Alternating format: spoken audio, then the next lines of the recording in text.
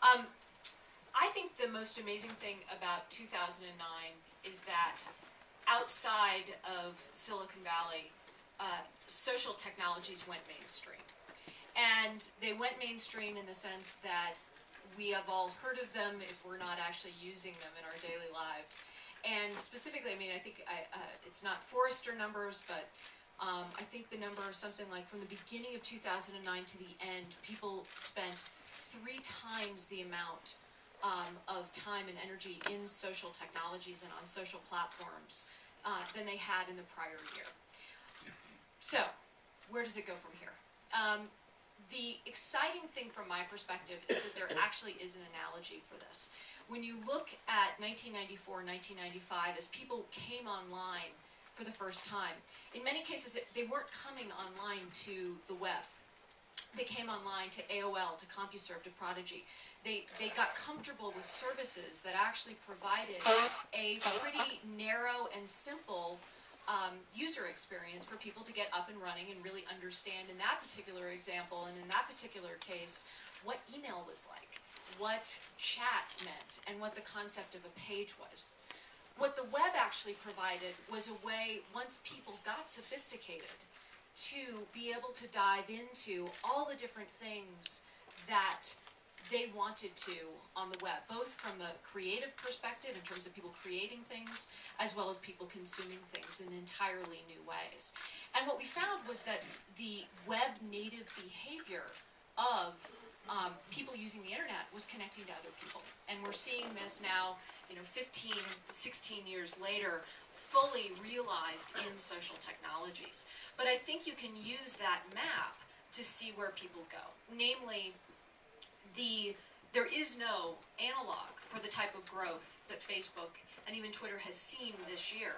And yet it's sending people into richer, more immersive experiences, and specifically richer and more immersive social experiences around the things that they care about. So I think that that is absolutely something that we'll see emerge from here. People now understand, well, I can get and have the kinds of relationships that I have in the real world with strong ties or people that I already know in the context of Facebook. And I can discover new people and new ideas on Twitter in this stream of compelling information. And then I can also dive into deeper, immersive social experiences around the things that I care about.